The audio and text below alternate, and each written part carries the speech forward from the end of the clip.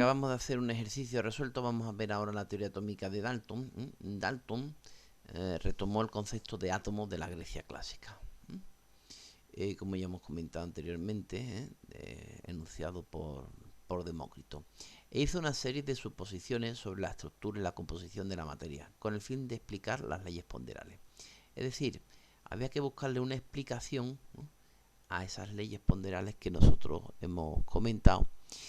Y entonces Dalton retomó el concepto de la Grecia clásica, el concepto de átomo.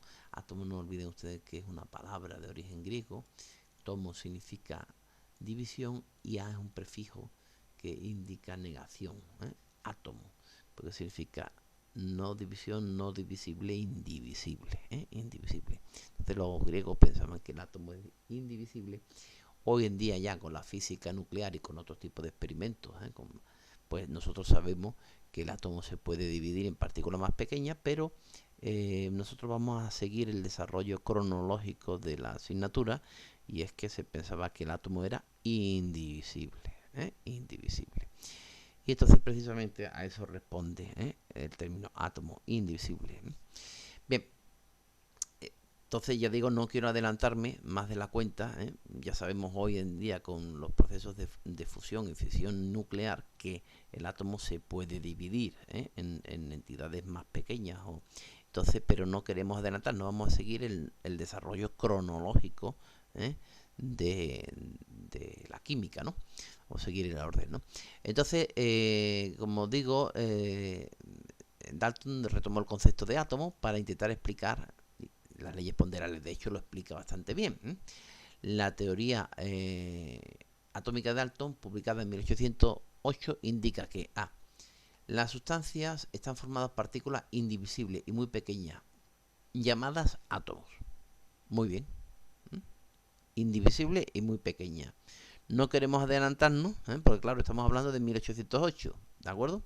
Entonces, pues vamos a seguir el orden cronológico. Las sustancias están formadas por partículas indivisibles muy pequeñas llamadas átomos. Bien, todos los átomos de una sustancia simple son iguales entre sí. En particular, tienen la misma masa. Bueno, hoy sabemos también que también existen los isótopos, que son átomos de una misma sustancia que tienen masas distintas. Pero bueno, ya digo que no, que eso sería avanzar demasiado rápido. Entonces, en la teoría atómica de Dalton, pues todos los átomos son de una misma sustancia simple, son iguales entre sí, en particular tienen la misma masa, ¿vale? O sea que estamos en ese punto de la investigación y de la teoría, ¿vale? No nos vamos a adelantar en el tiempo, sino que no olvidemos que estamos en 1808. Muy bien. Los átomos se unen entre sí formando sustancias simples. Si se unen átomos iguales, tenemos sustancias simples, y compuestas si se unen átomos distintos. Es decir, que cuando se unen átomos de un mismo tipo, lo que obtenemos son sustancias simples, y si se unen átomos de diferentes sustancias, pues tenemos compuestos. Por ejemplo, en la molécula de agua, H2O, hay átomos de diferentes tipos de átomos, pues será un compuesto. Y ahora, por ejemplo, en el cloro, Cl2, estado gaseoso, Cl2, pues tendremos una sustancia simple. Entonces, dependiendo de que los átomos sean, como digo, del mismo tipo, distinto tipo, pues vamos a tener sustancias simples o sustancias compuestas, ¿vale? Bien, pero siempre lo hacen en una proporción fija para cada sustancia. Siempre lo hacen en una proporción fija para cada sustancia.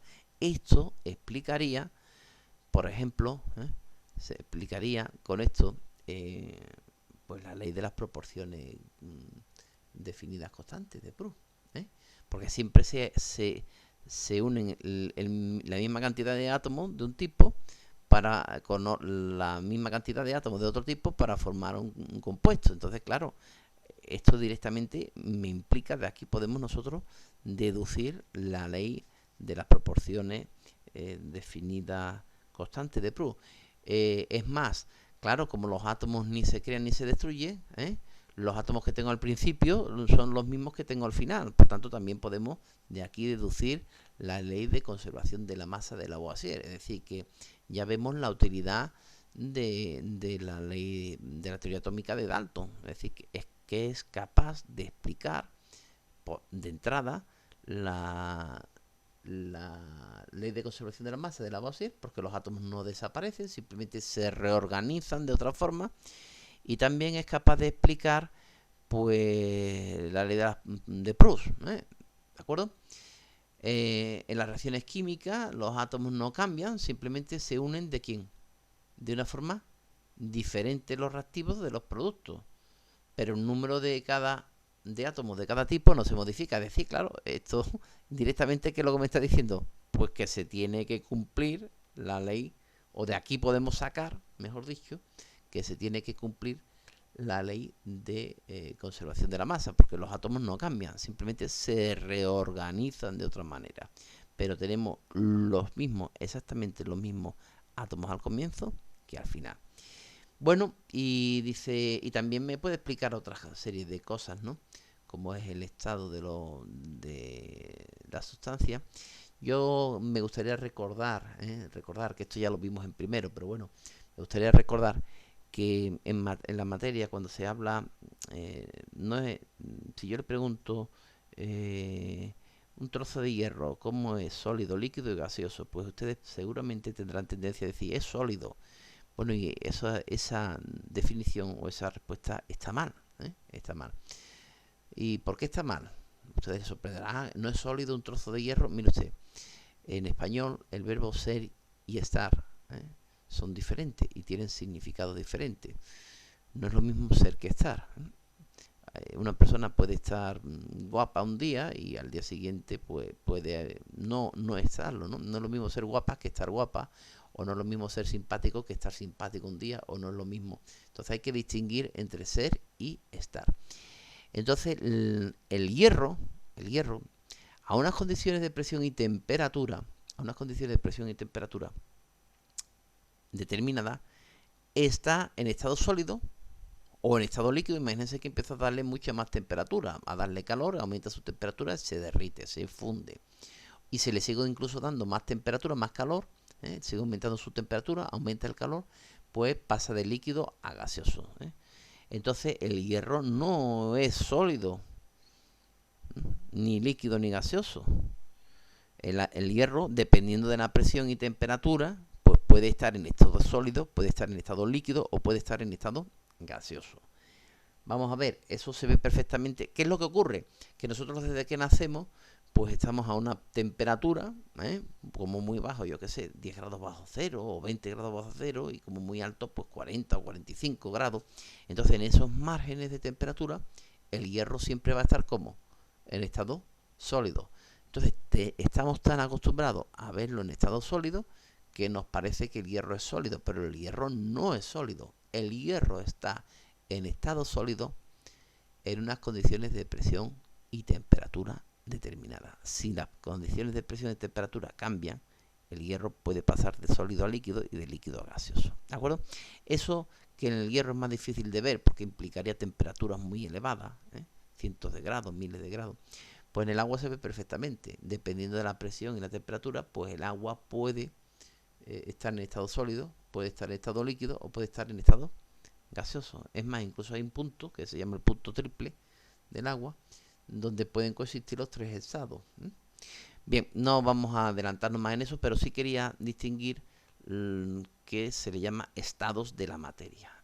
La materia, o el hierro, cualquier otra materia, no es sólida o líquida o gaseosa. Determinada de presión y temperatura, pues puede estar en estado sólido, puede estar en estado líquido o puede estar en estado gaseoso. Aquí tenemos un ejemplo. El helio,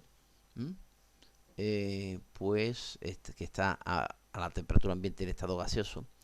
El líquido, el agua en estado líquido, y la sal común en estado sólido. Fíjense ustedes también que por regla general, los gases, las partículas están mucho más dispersas. La fuerza de atracción que existe entre ellas es mucho más pequeña, hay mucha menos atracción, hay mucha más libertad, mucho más se pueden mover con más grados de libertad y que el líquido, y a su vez el líquido más que el sólido. Como consecuencia de ello, pues el gas, por ejemplo, tiende a expandirse, ¿eh? Ocupa también el volumen del recipiente, la forma del volumen del recipiente que lo contiene, y entonces se pueden explicar, con la teoría atómica de alto, pues se pueden explicar una serie de propiedades, como son, por ejemplo, que normalmente los gases son menos densos que quién, que los líquidos, y normalmente los líquidos son menos densos que quién, que los sólidos. ¿Por qué? Pues porque resulta que, claro, al haber las partículas, más espacio entre las partículas, pues la densidad del gas suele ser menor que la del líquido, y este a su vez suele ser menor que quién, que la del sólido. Digo suele ser menor porque hay líquido, bueno, o el mercurio, por ejemplo, en estado a temperatura ambiente es líquido y sin embargo tiene una gran densidad. Digo de forma general, ¿vale? Hay más excepciones, pero bueno, no quiero tampoco entrar en ello. Pero vemos como esta teoría, pues me puede explicar, por ejemplo, las propiedades de los sólidos, los líquidos y los gases, ¿de acuerdo? O sea, que es capaz de explicar, por ejemplo, la ley de conservación de la masa de Lavoisier, y la ley de Proust, y otra serie de propiedades como los cambios de estado, las propiedades de los sólidos, de los líquidos, de los gases, en fin, multitud por ejemplo, la compresibilidad que tienen los gases. Los gases se pueden comprimir fácilmente. Claro, ¿por qué se pueden comprimir fácilmente? Porque hay mucho espacio entre sus partículas. Entonces, como hay mucho espacio vacío, pues yo puedo comprimir un gas relativamente fácil. No así con un sólido. Bien, bueno, vamos ahora a hacer un ejercicio de autoevaluación. Dice: la proporción de combinación entre el cloro y zinc es siempre la misma, como has visto en el ejercicio anterior. Si reaccionan 4,44 gramos de zinc, ¿qué masa de cloruro de zinc se obtiene? Bueno, pues vamos a plantear este ejercicio y ahora lo vamos a resolver. En vez de pinchar aquí directamente, ver la solución, lo vamos a resolver. Muy bien.